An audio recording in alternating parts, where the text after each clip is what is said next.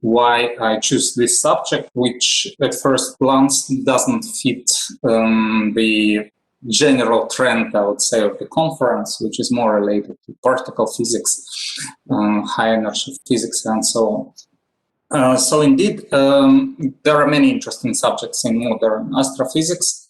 And finally, I stopped on this one because on one hand, we have new results, and in addition to some general introduction, which will be, of course, the main part of the lecture, I'll be happy to present our very recent results.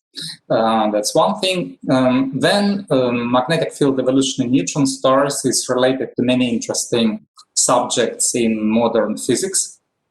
So I hope that several topics would be interested for many of you, simply from the point of view that it's beautiful physics and it's just fun to look through papers with interesting physics.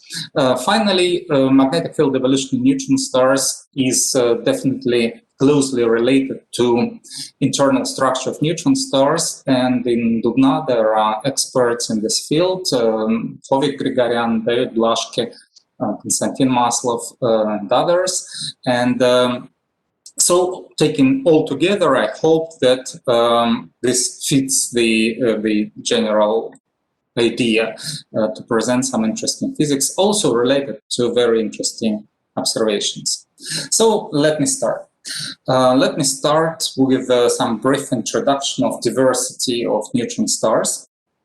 Neutron stars have been discovered more than half a century ago as radio pulsars. And quite rapidly it was established that, it was accepted, I would say, that neutron stars are born as radio pulsars, similar to the well-known crack pulsar. And these are typical, even most typical main representatives of all young neutron stars. But starting from 90s, so maybe not during the last 10 years, but on a longer period. Sorry for this misprint. Starting with from 90s, it became clear that young neutron stars can appear as sources of very different nature. Typically, it is shown on such P-Pdot diagram. On the horizontal axis, we have the spin period of neutron stars. And on the vertical axis, the first derivative of the spin period, so P-Dot. And this is a very useful diagram because on one hand, it is 100% observational. So it's very model independent. On the other hand, you can use models to draw additional lines on this diagram, and I'll briefly explain what lines you see in this plot. So there are many types of neutron stars. From the observational point of view, the most numerous type, most numerous neutron stars are radio pulsars, and they are shown with black dots. The main crowd, say, of these radio pulsars have typical periods about fraction of a second, close to 1 second, and period derivatives about 10 to minus 15. This makes radio pulses very stable clock, and especially if we look at the millisecond pulsars, which will not be the subject of my presentation. They are in the down left corner. Bottom left corner, they are really very stable rotators, and quite often it's discussed that they can be potentially used as a standard, as the base for the standard of time. But in addition to these radio pulsars, which again are numerous, we know many other types of neutron stars. So let me start with magnetars. They are in the top right corner of the diagram, shown with red circles. Magnetars are known for their high magnetic fields, and also, and this would be part of the presentation, also for their spectacular observational appearance. many interesting phenomena related directly to the energy of the magnetic field. Then there are other types with orange dots. Rotating radial transients are shown with blue dots, so-called Magnificent seven nearby cooling neutron stars. These are quite interesting sources because they really look like predicted, say, neutron stars. Neutron stars have been predicted in mid-30s by Bardet and Zwicky, and they were predicted as say 10 kilometers size objects born hot. So the main predicted observational appearance of neutron stars was their thermal emission, and Magnificent 7 are sources of this kind. Then there are some other examples, and of other types of objects. We'll come to them later. And since it was realized that there are many different types of neutron stars, then the natural question appeared, why they are so different? So really 10 years ago, that's why that number here, 10 years ago in 2010, people started to talk about grand unification for neutron stars. So the idea is to explain different types of neutron stars in one evolutionary framework, starting with some general initial distributions of different parameters. And this is an interesting and non-trivial task. And now it seems that the main ingredient of such unified models is the magnetic field evolution, well, magnetic field properties in general. And there are several important points. I'll underline three of them. So the first, the main maybe point is that the magnetic field is decaying. So magnetic field is formed, enhanced inside neutron stars, but then generally during the lifetime of these compact objects, the magnetic field decays. The energy of magnetic field, or the energy of electric currents, whatever you like, is released. It can be released gradually, relatively slowly. It goes into heating of the crust of the neutron star, or it can be released in bursts. Then we can see really spectacular transient sources. That's one point. The second point is less trivial, and it's called emerging magnetic field. What does it mean? We'll discuss that the external magnetic field of a neutron star can be hidden. So inside the neutron star, you have a strong magnetic field, everything is fine, but a relatively thin envelope can screen the magnetic field. So for the external observer, the magnetic field of a neutron star is not large. And the magnetic field slowly can diffuse out, and for the external observer again, it looks like enhancement, like increase of the magnetic field. So this is this phenomenon of emerging magnetic field. Finally, it's very important to take into account detailed topology of the magnetic field inside the neutron star, either in the crust, as it is shown in the picture on the slide, or also in the core. And I'll say a few words also about this. This is quite a recent topic. So, magnetic field decay. Mainly I'll speak about this particular subject, but also two others will be also mentioned. So magnetic field decay. The structure of a neutron star can be at first described with two main regions, the core and the crust. And physical conditions are very different in the core and in the crust. Magnetic field can be and might be present in the core and in the crust together. Still, physics in the crust is easier, is simpler, and many modern models of the magnetic field evolution deals just with the crustal magnetic field. In the crust, we have more or less normal matter, so there are electric currents. They support the magnetic field. In the core, the situation is different. Protons are in superconducting state. So the magnetic field forms quantum tubes, magnetic flux tubes. And this is quite a different picture. And for quite a long time, people pretended not to discuss evolution of magnetic field in the core. Or people just use very simple, relatively simple models, say. And in astrophysical applications, they were not very often used. So people mainly focused on the crustal field evolution, and so I'll do it during my talk too. However, recently, this is really recently, noticed the number of the paper in the archive. So it's October this year. It appeared less than a month ago. So very recently, people started to attack the problem of the field evolution in the core on a new level.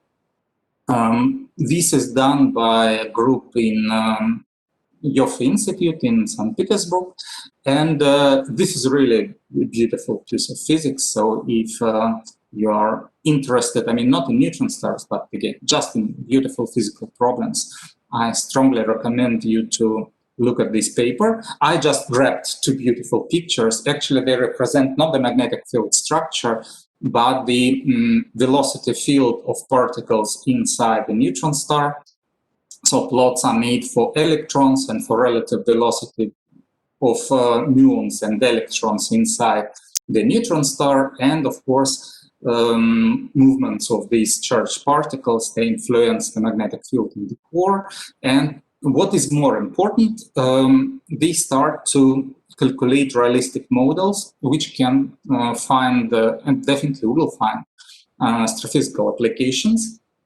And they obtain important timescales.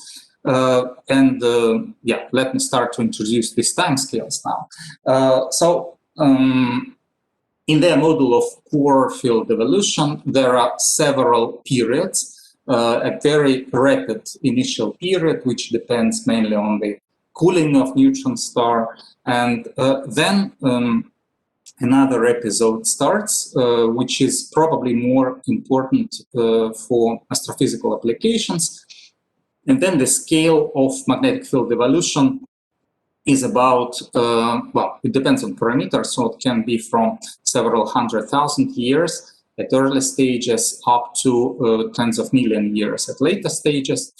This is compatible with typical ages of radio pulsars, say lifetime of radio pulsars. And it looks like we are standing very close to a new, maybe breakthrough in studying evolution of neutron stars' magnetic field. But mainly in the rest of my talk, I'll discuss models of the crustal field evolution, not field in the core. Independently on the position of the magnetic field we're discussing, from the observational point of view, the first thing you observe if the magnetic field is evolving is evolution on the P-Pdot diagram. So this is more or less an analogous of the P-Pdot diagram. Let me maybe come back to the first diagram I showed to you. So here, really, we have P-Pdot, but I promised to explain a few lines. So in the simplest model of neutron star evolution, magnetic field is constant, and spin down of the neutron star is described in with a simplified magnetic dipole formula. And then the life track of a neutron star at this stage is a straight line in this plot. And these dotted lines with marked values of magnetic field correspond to such evolution. So, for example, there is an evolution with constant magnetic field 10 to 13 Gauss, or 10 to 12 Gauss, which is more typical for normal radio pulsars, or 10 to 14 Gauss passing through the magnetar region. However, if the field is evolving, the situation is different. Here, notice that you can, in the simplified model, you can map one-to-one P-Dot to magnetic field. So you can redraw this plot with a magnetic field on the vertical axis. This is a dipole external magnetic field of a neutron star. And so if the magnetic field is decaying, then the neutron star is rapidly moving down. So normal evolution drives it to the right. If the field is constant, then of course a neutron star just goes to the right. But with the field decay, it starts to go down. The same would be in the P-Pdot diagram. Also, it starts to go down on the diagram. And here already, it's taken from not very new paper. You can distinguish several episodes of magnetic field decay. And this is quite important because indeed, evolution of currents inside the crust of a neutron star can go through several different episodes. So different physics drives magnetic field evolution at different stages. Also, magnetic field evolution in a neutron star depends on the magnetic field itself. It was not, I would say, so obvious from the first principles, but observations definitely point towards this situation. Large magnetic fields evolve, decay much more rapidly. And presently, we definitely see clear signs of magnetic field evolution, magnetic field decay in magnetars, for example. And we, well, roughly do not see very clear evidence, and definitely we don't see clear evidence for long-term magnetic field evolution in normal radio pulsars or in other types of objects with lower magnetic field. What do we see in magnetars, for example? In magnetars, as I said, we have two main effects of the magnetic field decay. The first one, which actually allowed to discover magnetars, in this sense were discovered at the very end of 70s, mainly thanks to space observations by a group again from the Joule Institute, another group. The group led by Evgeny Mazets at that time. So they discovered repeating bursts of several gamma sources, and they discovered pulsations in these bursts. Pulsations are related to spin periods of neutron stars. So step by step, it was established that these sources are strongly magnetized neutron stars, and magnetic energy is released during these spectacular events. This is really spectacular. For a fraction of a second, 10-kilometer neutron star becomes much, not just, but much brighter than the whole galaxy. And this is really splendid. And in addition to this, trends were very strong. I cannot say catastrophic because they repeat, but still very energetic, explosive phenomena. There is a gradual magnetic field decay, which just hits the crust of a neutron star. Then the heat is transported, mainly it is transported downwards to the interiors of neutron star, and then it is lost due to neutrinos. This is actually a problem because neutrinos are very efficient in taking energy from neutron stars. Neutron stars are transparent for these particles, and because of high density, neutrinos are effectively emitted inside neutron stars.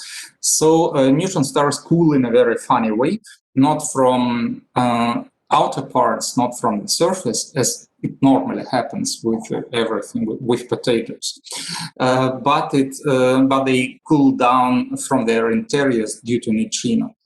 So neutrinos are the main cooling agent of neutron stars. still some heat is transported to the surface, transported by electrons mainly, and then we can observe these sources as thermal sources, and this is shown on this plot. So these are cooling curves, and what is shown is the temperature at different parts of neutron stars at the equator and at the pole. This is, I would say, a simplified model. It is just a model. Every physical model is simplified in a sense by definition in comparison to nature. Still, I want to underline that not in every model magnetic poles are hotter than equators. It is possible to make such a model where the situation would be opposite. Still, we see that if there is a rapid magnetic field decay, then on the surface, so on the visible surface of a neutron star, there can be regions with significantly enhanced temperature. Temperature goes to the luminosity in power 4. So even a moderate increase in temperature, say by a factor of 3, gives you nearly 2 orders of magnitude increase in the luminosity. And for high magnetic field, this is calculated for high magnetic field, the effect is really strong. And we observe thermal emission of magnetars, which is significantly enhanced in comparison with normal neutron stars. So this is also the way to probe internal parts of neutron stars. Internal parts of neutron stars are mainly important, even not to astronomy, but to nuclear physics. So in this respect, really telescopes work as important addition to accelerators. So if, this is, I would say, an effect, if strong magnetic field evolves faster, it contributes more to heating of the crust, then this effect is more pronounced in magnetars. Indeed, we see it. And here, in this more 3D plot, the authors of the plot try to put together thermal evolution and thermal evolution, magnetic field evolution, and magnetic field evolution somehow encodes, as I told you, period evolution. So normal radio pulsar sources with the surface colloidal dipole magnetic field 10 to 12 Gauss, they do not feel significant effect of magnetic field decay, at least in terms of their thermal evolution. But for magnetars, the effect is more important, and isolated cooling neutron stars, the Magnificent Seven sources, for example, they are in the intermediate situation. Also, when people started actively to work in the field, it's all, you see, it's of course 21st century science, just not, say, last year science. They discovered a very interesting feature, which is illustrated in this nice plot. On the vertical axis, we have effective temperature of the neutron star surface, and you see it's in the X-ray range. And on the horizontal axis, dipole magnetic field. What is this diagonal black line? It shows a very interesting feature. Imagine we have in the beginning a very hot neutron star. This is normal. Then it starts to cool down due to neutrino losses from its interiors. And so on this plot, a neutron star rapidly moves down. It moves down, but at some moment it stops to cool down rapidly. Because now it reaches its surface, of course, we're speaking about the surface temperature. Its surface reaches some minimal temperature, and this temperature can be supported for relatively long time by magnetic field decay, by additional heating due to magnetic field decay.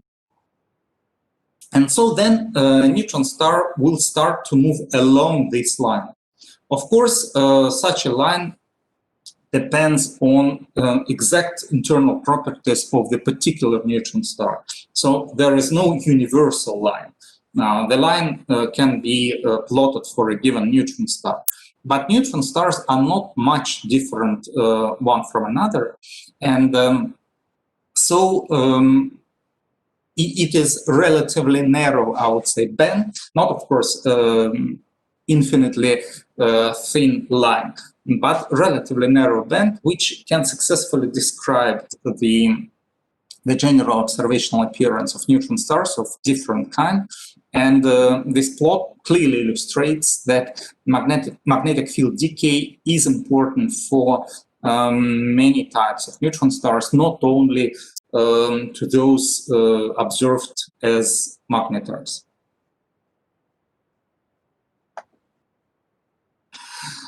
So let me come back to the P-Pdot diagram and draw another line. So again, P-Pdot diagram, different types of sources, radio pulsars, magnetars, magnificent 7, rotating radio transients. Evolutionary tracks, as we discussed already, for magnetars, magnetic field decay is important, and so they turn down. Moving generally to the right, they turn down because of rapid magnetic field decay. Radio pulsars do not feel strong magnetic field decay. Still, I'll come later to the point that they feel some magnetic field decay, at least during some periods of their life. And then I plot another two lines, which will be important for us later. This is a very interesting stage, theoretically predicted 6 years ago, 7 years ago, due to very sophisticated numerical modeling of magnetic field evolution. And this stage is called the Hall attractor. This is quite an interesting feature. It's related to evolution of topology of magnetic field inside the neutron star. Initially, it was obtained for crustal models, but then it was also confirmed in models which takes into account the magnetic field in the core.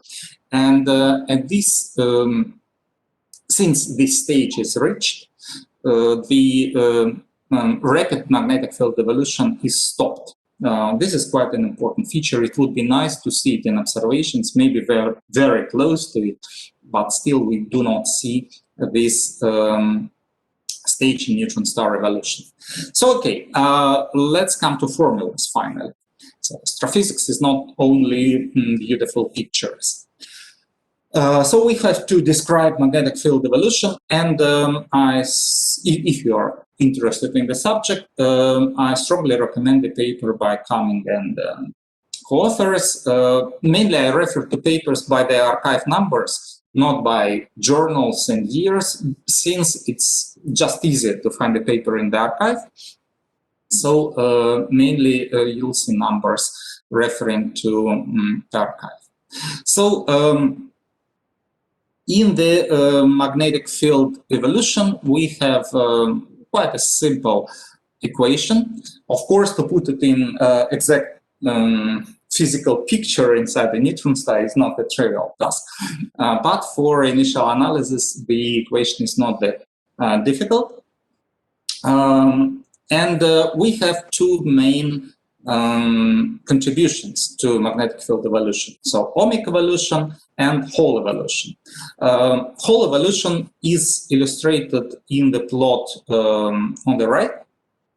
Hall evolution is not a dissipative process. So this Hall cascade is not a dissipative process. It is in the crust. It is related to the fact that electric currents are different at different depths inside the crust, because conditions are significantly changing, electronic concentration is changing, it's growing down, and so currents are different, and because of that, the topology of magnetic fields, of the magnetic field starts to change, it is modified. And this modification goes mainly in one way. It works more or less like turbulence.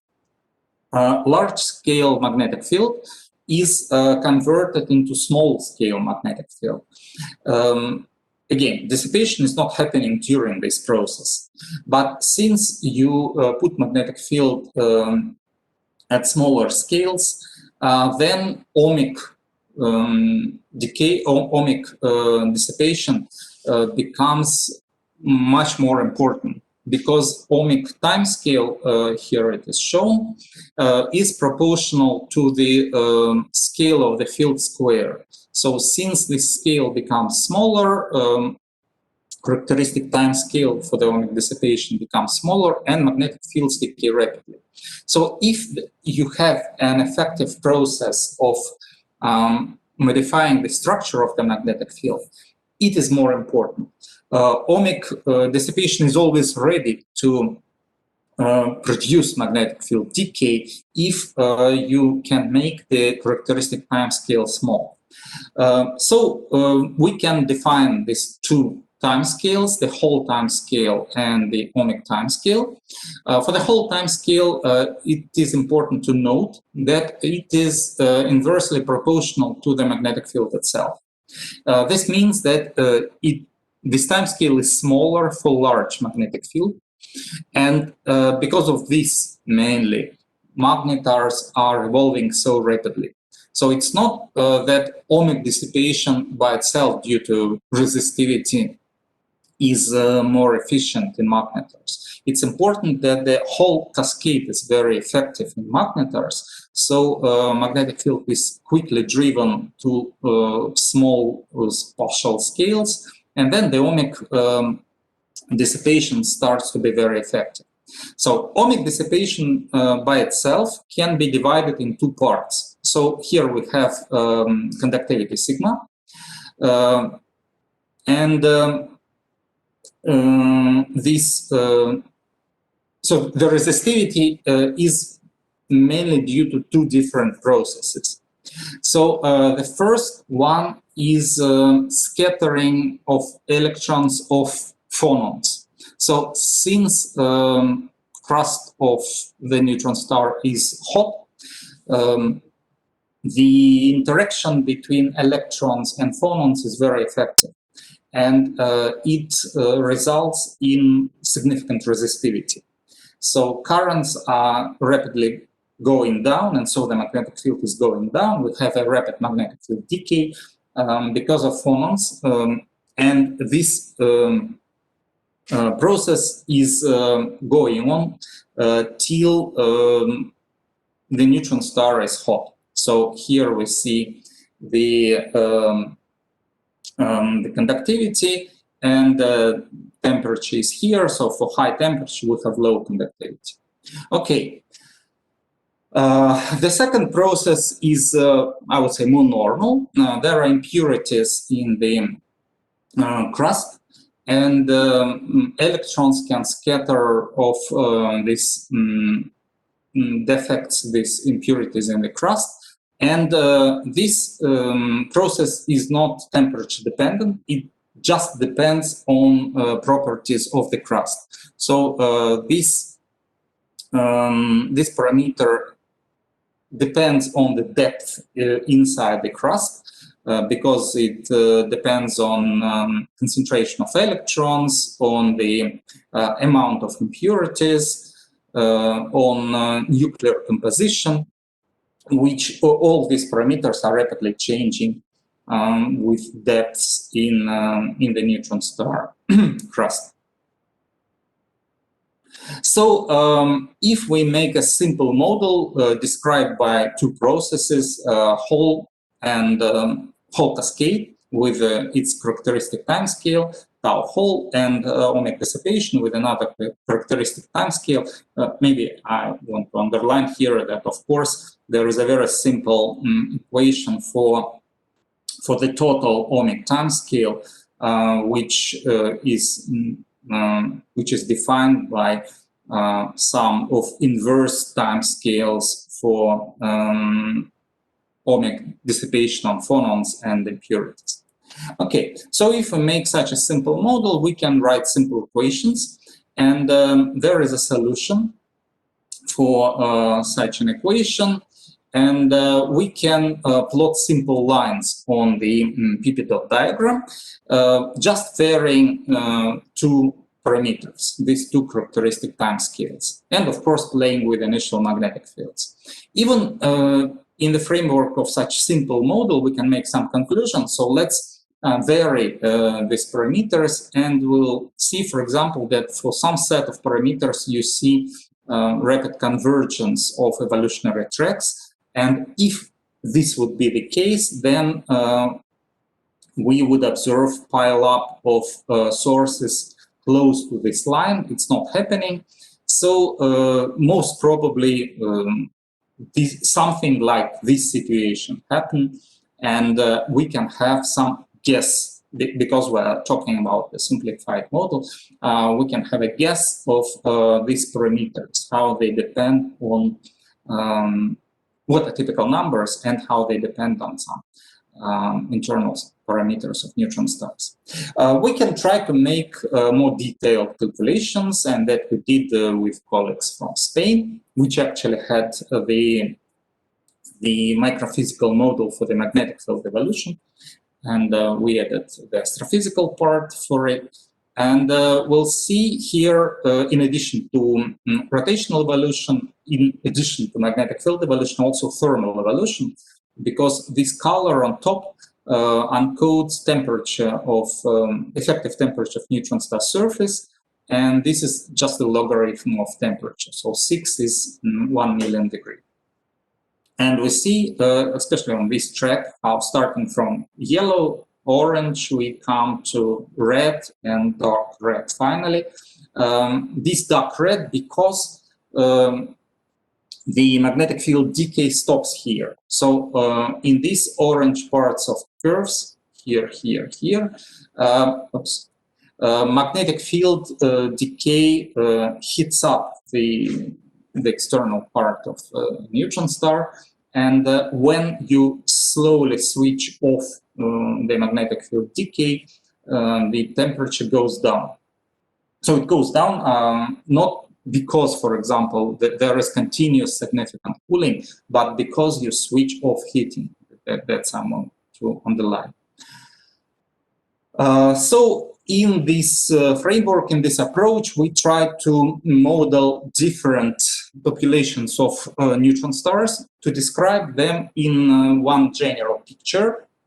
And the idea is not actually that direct, not to make this picture, but as you use different observational data sets for different populations, but then you try to put it in a general physical picture, in a general physical model, you have much more constraints on parameters of this model, because otherwise you nearly have like everything is possible.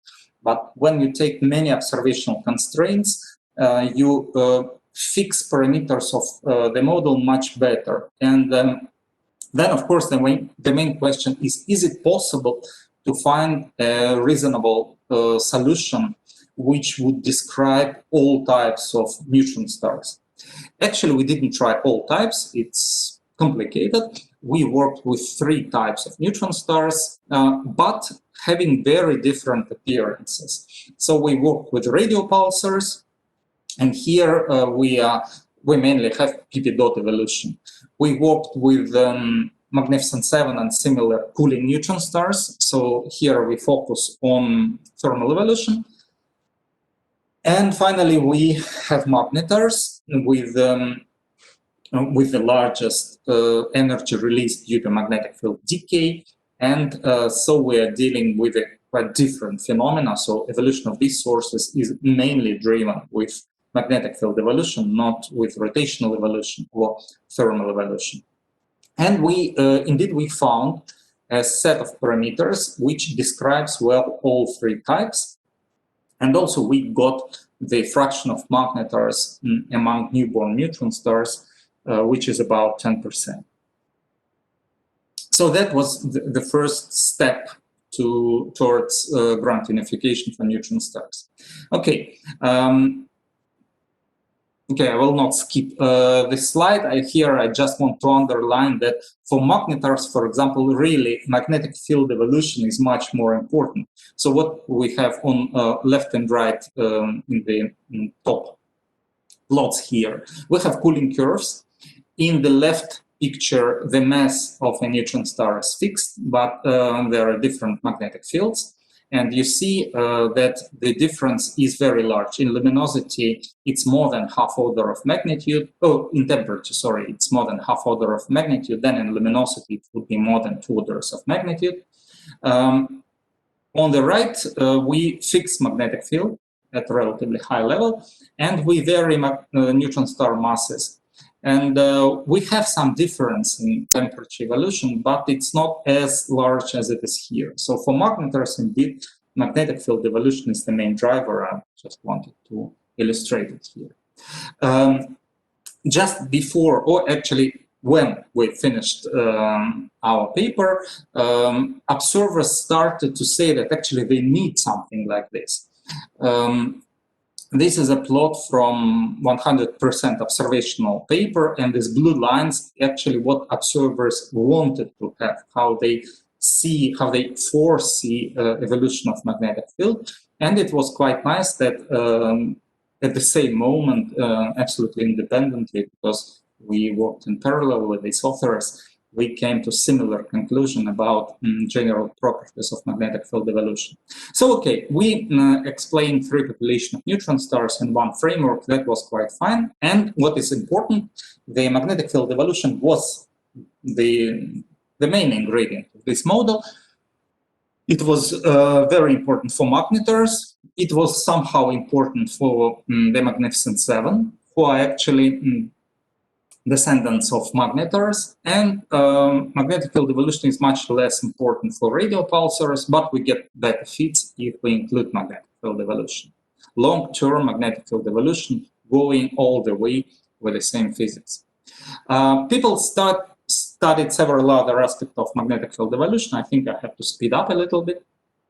So there are many interesting modeling during last years about the magnetic field evolution in the crust. So I want to come to this point where the authors found for the first time this Hall attractor. So they calculated magnetic field evolution in the crust, and they found out that evolution starting with different initial conditions finally come to some stable configuration at which the whole cascade is stopped.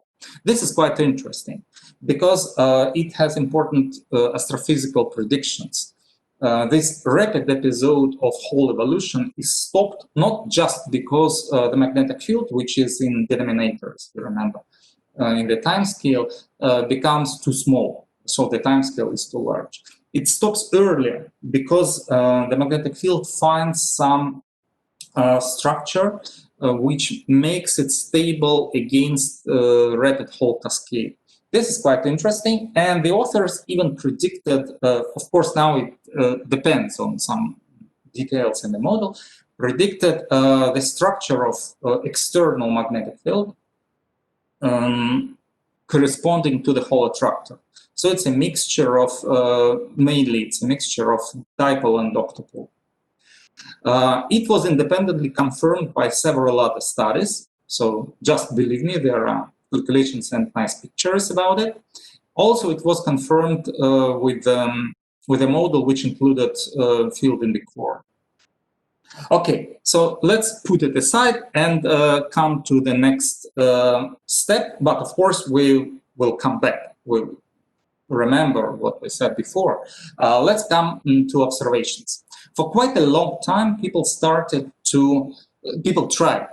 Quite a long time ago, people started, and for quite a long time, they tried to find direct observational evidence for magnetic field decay in normal radio pulsars. And results were quite controversial. If we speak about modern modeling, modern calculations, then at first it's necessary to say that definitely there is no significant long-term magnetic field decay in radio pulsars. On other hand, it's quite obvious that if you add an additional parameter in your model, magnetic field decay, you obtain a better fit. So it looked like, as I showed you before, as also we got in our model, that very moderate field decay in radio pulsars fits a little bit better. But is it the end of the story? Maybe not. And some time ago, Andrei Goshev suggested another method, how to probe magnetic field evolution in relatively young, I would say middle-age radio pulsars, middle-age in logarithmic scale radio pulsars, and we got quite surprising results. We started radio pulsars with ages significantly less than 1 million year. So we were limited by ages about 400,000 years. And we obtained that during several 100,000 years, magnetic field in these objects experience field decay. So on the plot, the field is normalized to its initial value. So this 0.5 means that the field decays by factor 2. So if you continue this magnetic field decay for the whole lifetime of a radio pulsar, you are in trouble. It's absolutely impossible, because this is a very rapid decay. So on one hand, we see some evidence for field decay in young pulsars. On the other hand, we need a mechanism to switch it off, because it cannot last for long. Or, of course, we are wrong with our model and there is nothing to switch off. Still, we think, and we repeated these calculations and confirmed our results, we think that this episode of magnetic field decay is real. It's obtained on a large sample of, large uniform sample of radio pulsars. And then we tried to study this situation in more details. We started to model the magnetic field evolution in young neutron stars. And as you saw, significant decay, significant contribution to the ohmic magnetic field decay is due to scattering of phonons. And this process depends on the thermal evolution of neutron stars. So we tried to look at it in more details. People from Yoffie Institute provided us with cooling curves, which you see in this plot. So, so these are calculations by Peter Sternin and his co-authors. We found a good analytical fit for internal temperature, so not for the surface, but for internal temperature of a neutron star. And we implemented this thermal evolution into our models of magnetorotational evolution. And what we obtained, these are plots of magnetic field evolution. Again, the field is normalized to its initial value. 3 values of magnetic field typical for radio pulsars are used here. And we included the whole cascade, ohmic decay due to phonons, the ohmic decay due to impurities. Of course, we see that larger magnetic field decay more rapidly. So in, say, less than 1 million year, large magnetic field decays by 2/3, and the smaller magnetic field just by 1/3, roughly, or maybe 1/2 in the same period. And what is important, we can not switch off, of course, the decay completely, but we can significantly increase the time scale of magnetic field evolution, because neutron stars are rapidly cooling down. So phonons are not effective anymore, and so magnetic field starts to decay slowly, because resistivity goes down, and at later times means few 100,000 years, resistivity is determined just by impurities.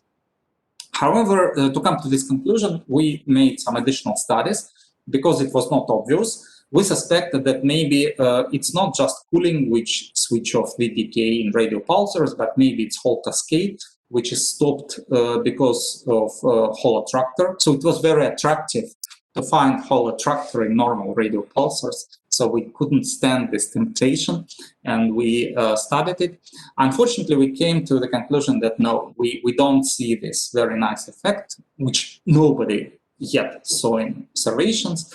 So we also failed. But what we see the effect of cooling. So some critical temperature is reached. Here it is. Of course, it's a sketch for different neutron stars with different masses, different equation of state. Lines will move slightly on this plot, but characteristic timescales would be of the same order. So it looks like we found an evidence for an episode of magnetic field decay in young radio pulsars because of phonons, and then this magnetic field decay is switched off. Still, we wanted to find attractor, and we made another attempt. So you remember these two lines, they roughly correspond to the Hall attractor, and it would be nice to find neutron stars close to the attractor and to find some particular features of the sources which would correspond to the attractor. So we focused on the Magnificent Seven. They are shown in green here. Magnificent Seven, they are thermally emitting neutron stars. And the map of temperature, the thermal map of a neutron star, depends on the magnetic field, because heat transport in the outer layers depends on the magnetic field. Heat is transported by electrons, as I told you, and electrons, of course, like to move along magnetic field lines. So they easily move along field lines, and they don't like to move perpendicular orthogonal lines. And temperature map depends on the magnetic field structure, because magnetic field in some sense channel heat to the surface. And with Italian colleagues, we calculated maps for different configurations of the magnetic field, including the model which corresponds to predictions of the Hall attractor. So that was the first step. We made it 4 years ago. And then we applied it to the best studied neutron star of this kind, to the source RxJ 1856.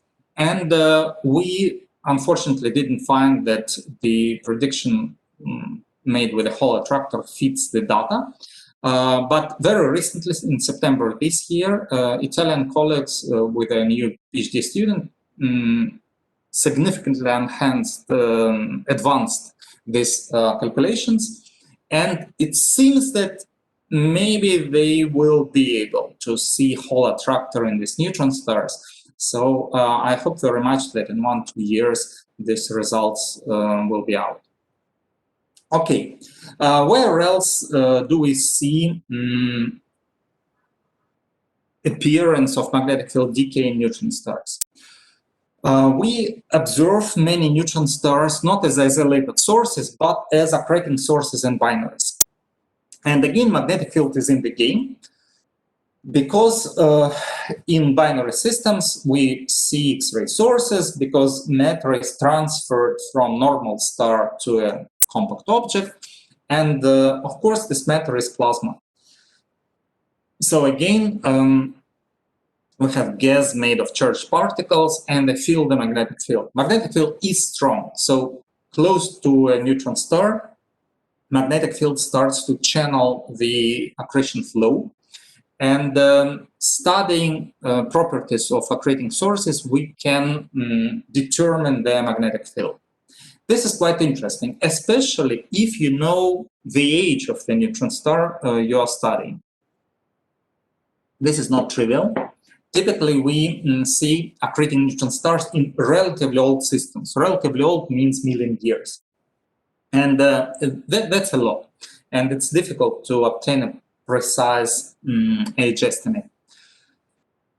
But in last years, in the last 10 years, people started to find more and more X-ray binaries inside supernova remnants. Supernova remnant is the remnant of supernova explosion, of course, and they are visible for quite a short period of time, less than few tens of thousands of years. And what is more important, if you observe, if you see a supernova remnant, you can determine its age with relatively good precision. So at least with precision much better than other methods of determining a neutron star age. 9 years ago, a system was discovered in Small Magellanic Cloud with a very simple name, SXP 1062.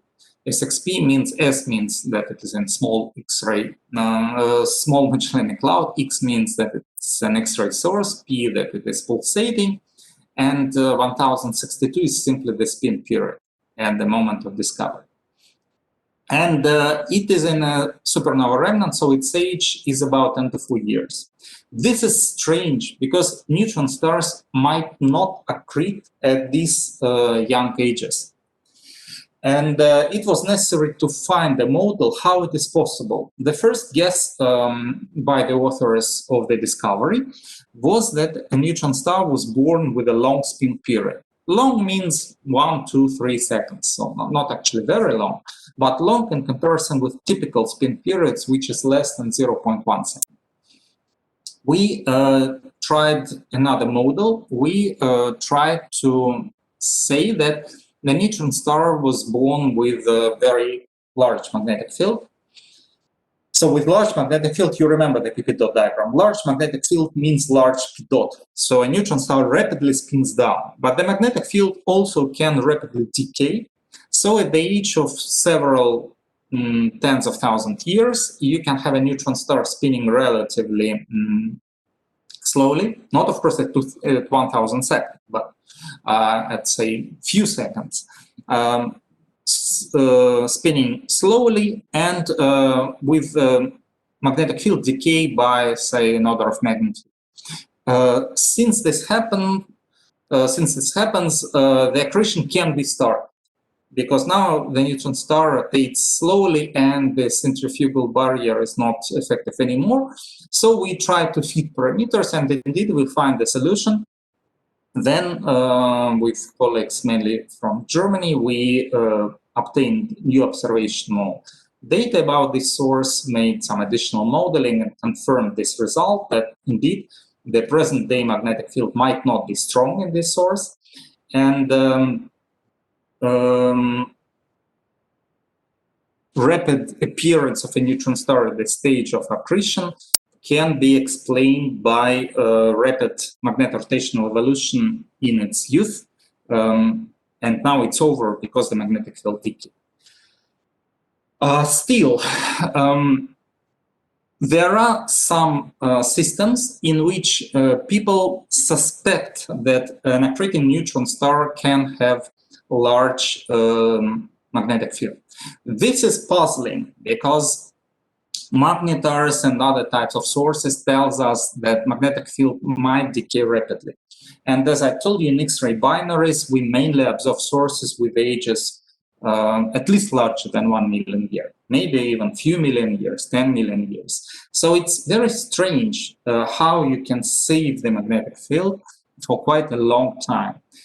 We tried to play with parameters, and we found out that the only way is to make two assumptions. Both are necessary. The first one is that the Hall attractor is working, the Hall attractor is reached, so the rapid magnetic field evolution due to Hall cascade is stopped in some neutron stars. And then the second assumption is that the crust is very pure, in the sense that the level of impurities is small, and so resistivity due to impurities is not very large. So the conductivity is large. So with these assumptions, we can find solutions which fit some candidates to accreting magnetars. So we can save field above 10 to 14 Gauss for more than 1 million years. So the horizontal axis is the time scale. And, but this needs some, not just fitting, but needs some parameters which are not, say, from the most popular set. Okay, I promised to say a few words about emerging magnetic fields. And let me start. So the idea of emerging magnetic fields, here I just give a general picture, even will not speak about our results because don't have time. So if you look at P-Pdot diagram, then we have sources called antimagnetars. They are found in supernova remnants, so they are called CCOs, central compact objects in supernova remnants. Here you see 3 examples, Popov, Cas79, and this long number. They are called antimagnetars because they are situated on the other side of this radio pulsar crowd in comparison with magnetars, which, as you remember, are situated here on the top right. These sources are puzzling in some sense because they are not numerous, but they are very young. So if you calculate their birth rate is high. So if you make, say, normal population synthesis of young neutron stars, you see that magnetic field has a surprising bimodal structure. So there is the main peak, which corresponds to pulsars, magnetars, magnificent 7, and all other types. And then there is another smaller peak in the distribution corresponding to these CCOs. This is for young neutron stars. Young means ages roughly less than 1 million years, just to give you an idea. However, we can take neutron stars in X-ray binaries, in particular in high-mass X-ray binaries. And we can use different models of accretion, of interaction of matter and magnetic field to derive the magnetic field distribution for them. And surprisingly, we don't see the second peak. And it's very difficult to imagine, to invent any selection effects or something else which can explain why the distribution is bimodal here and single mode here. The only idea can be that these objects are on average young, so less than 1 million years, and these objects are at least an order of magnitude older. So maybe something happens in between. So this peak disappears, but how and why? So the idea was that the magnetic field, the external magnetic field of these sources is increased. Okay, let me explain why and how. It is increased because initially it was hidden. It was hidden by the process of fallback. After a supernova explosion, you have a compact object formed and you have a matter ejected. But part of this matter, maybe a significant part of this matter, will not go to infinity. It will fall down because of gravity. And this process started to be modeled in this decay. And in early models, it was quite simple. You have a loop of magnetic field, and so it's 1D, and you have a kind of wall of matter falling down. And it happens very quickly. So I don't know, maybe you don't see the time scale. So 0 millisecond, 1 millisecond, 20 milliseconds, 60 milliseconds. So everything is finished in a few tens of milliseconds. You have this matter falling down. It's a huge flow of matter, well, huge in comparison with the magnetic field energy. And it covers and screens the magnetic field because it's plasma, it's conducting material. And then slowly magnetic field, which is now confined in the crust, starts to diffuse out through this envelope, which is not actually that thick.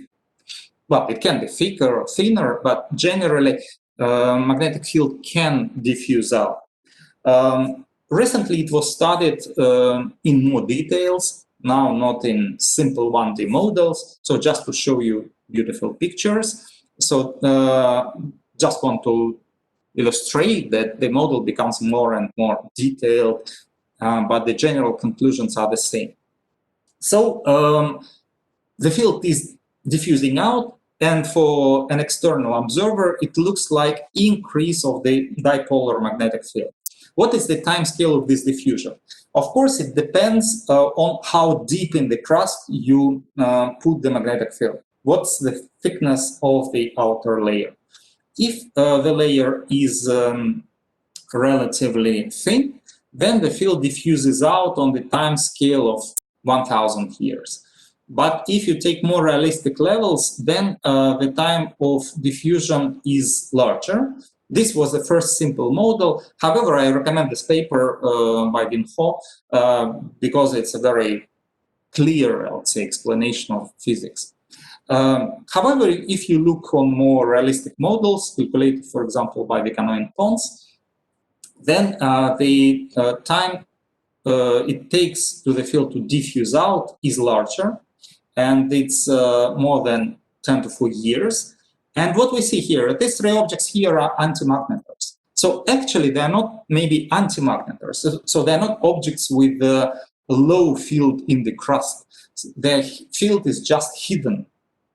And then it slowly diffuses out, and we observe sources at the stage when the field is still hidden by this outer envelope. But later on, they will appear as normal radio pulsars or even as magnetars, maybe. And we have one interesting example, maybe for this source. But at first, I just want to show that if we are looking for such objects, then they have to move up in the P-Pdot diagram. And maybe we have examples. There are two radio pulsars which seem to move up. It is observed because the second derivative is known, and it shows that the first derivative is growing, which is not normal for a radio pulsar. The only explanation, well, not the only, but the main explanation is that the external dipolar field is increasing, and it can happen because of this moving out. Okay, I'll skip this. There are some indications that in this antimagnetar, the magnetic field is strong in the crust because it shows very strong pulsations in X-rays, which is due to heating of the crust. It is supposed to be due to heating of the crust by strong decaying magnetic field in the crust. I'll skip our results on RCW 103 and come to our recent results. We well, the paper is not out, it will be published in December, but in the archive it appeared less than 2 months ago. And the second paper is coming this week. Okay, so people continuously monitor radio pulsars to obtain more and more data and to make it more and more precise. So in particular, people are interested in how pulsars are moving in P-Pdot diagram. So some are moving towards right and down. This is normal direction. But some are moving up. Anyway, they are moving right. That's inevitable. They are slowing down. But up or down, it depends.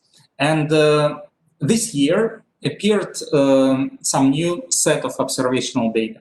So people made these observations for quite a long time. Last year, they presented the set of radio pulsars. They are shown on this P-Pdot diagram.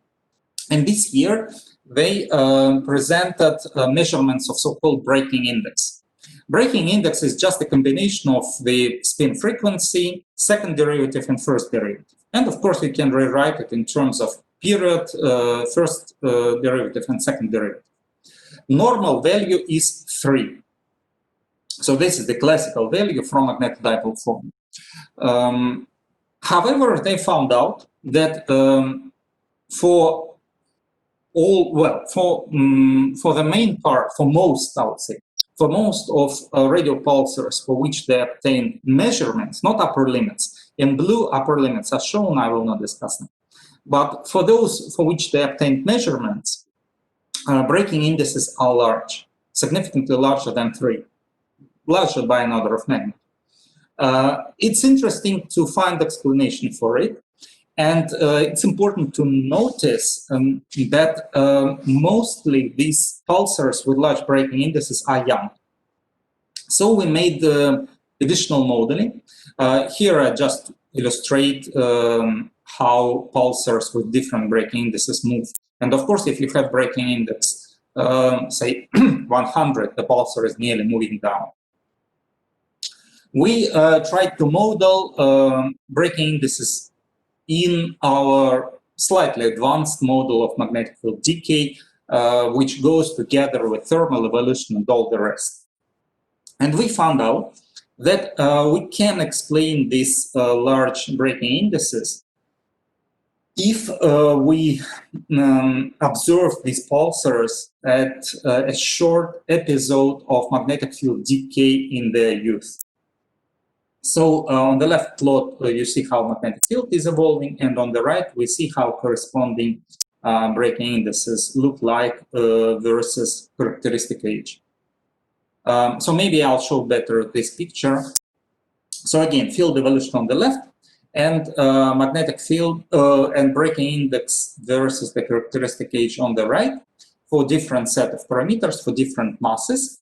And we can find the solution even for, well, large, even for breaking indices close to 100, if these neutron stars have relatively low masses. Low mass neutron stars cool down slowly, so decay due to phonons is important for much longer time.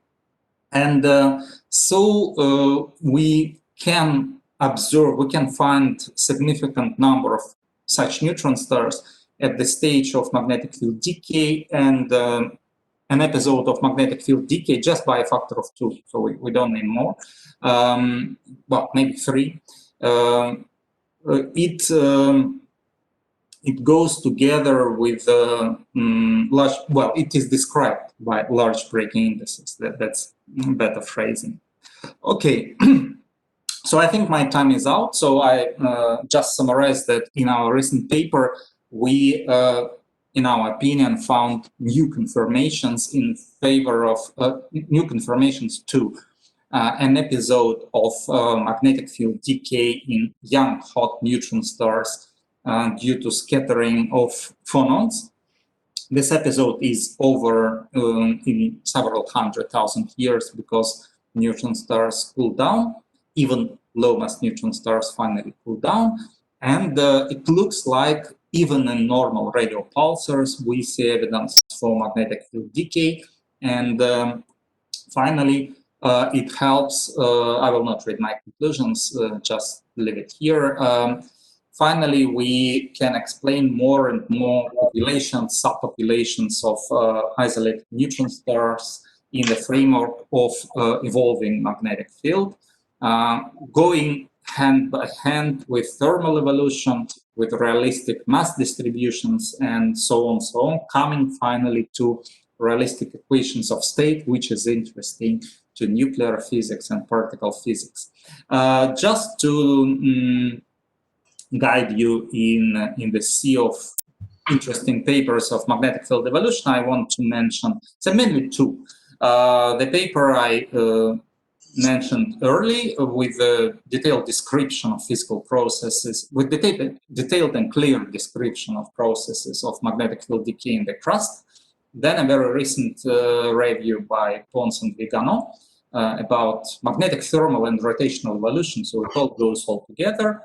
Then I want to remind you about a very interesting recent paper by people from Yoffie Institute about field evolution in the core, which I think is the future of neutron star studies in this respect. And finally, I refer to our recent paper in which we found, as we think, new evidence for magnetic field decay in radio pulsars. Okay, thank you. I'll stop here and put my conclusions on this. If you have questions, I'll be happy to answer. Thank you very much. Thank you very much. Yeah, please, participants, now we are ready to listen to your questions. If you have a question, please raise your hand and we will give you.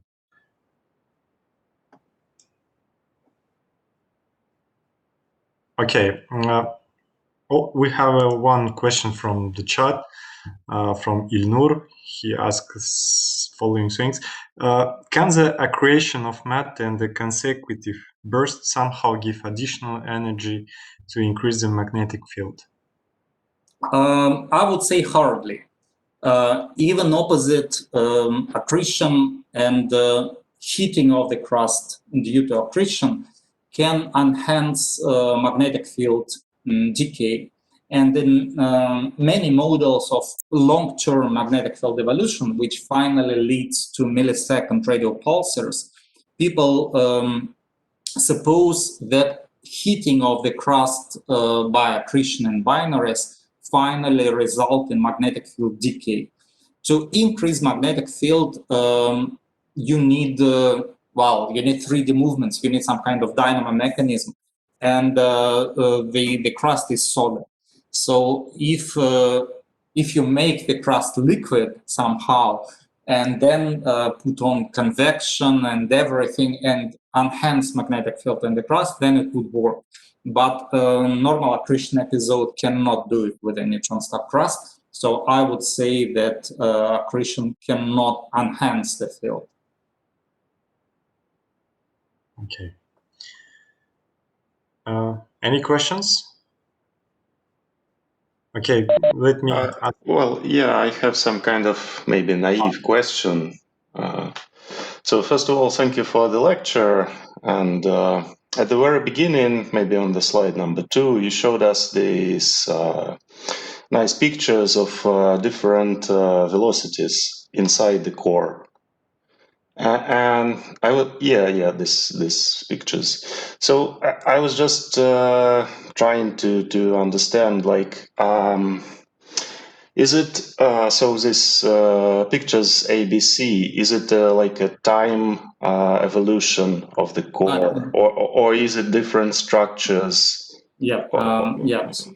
Sorry, I didn't. Indeed, I didn't describe it. It is briefly described in the text on the slide. So, 2 pictures on the left and on the right, they correspond to 2 different models. So, the left to the earlier period, to the period before thermal relaxation, say not thermal relaxation of the core in the very beginning, but it corresponds to, say, young hot neutron star with an age maybe a few hundred years. And the right picture corresponds to an older neutron star with an age typical to a radio pulsar. And 3 panels on each picture corresponds, so panel A to relative velocity of muons and electrons, and on panel A it's poloidal velocity, on the B toroidal velocity, relative velocity. And finally panel C shows poloidal component of the electron velocity.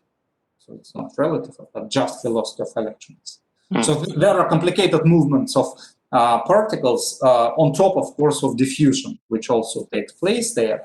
And yeah, so that's it. So maybe another question. So so these types of relative velocities give me an idea, like maybe there are some kind of a stable flow inside the core, or it is just some kind of random fluctuation. So are there any let's say stable flow structures inside the core? Yeah, I would say that yes, they are stable flows which are evolving, of course, and that's why there is magnetic field development. Yes, especially when you look on panel C for electron poloidal velocity, it's really a stable flow. Thank you. Okay, then I have also one, I guess, stupid question. The question is, can systems such as neutron stars can be detected in our experimental installations? Because I heard from the nuclear physicist about the compound neutron nuclei. So could you comment? Well, I suspect that at the conference you have better specialists to answer these questions. But of course, experiments can help to probe different aspects of equations of the equation of state, or different equations of state. And this is one task for Nika and FAIR, as far as I know. But really, to make some kind of analogous of neutron star in the lab, I guess no. People try to make something similar, but to study really some particular aspects of neutron star evolution. For example, they made kind of neutron stars from superfluids to study rotation of superfluid, because it's important for neutron star. But that's quite a different subject, completely offset from, say, nuclear physics in this sense. So I think that laboratory physics is really important for astrophysics, but typically people probe different separate properties, and then they are joined together with some additions to form a realistic picture of really extreme objects, which are interesting because they cannot be made in laboratories, I would say. So neutron stars are interesting in physics because they represent a large set of conditions which altogether definitely cannot be reached in labs. Yeah, I see. Thank you. So if there are no questions, let's thank speaker again. So thank you very much. Thank you. We wish you good luck. Yeah. Let's finish our session, and we will wait you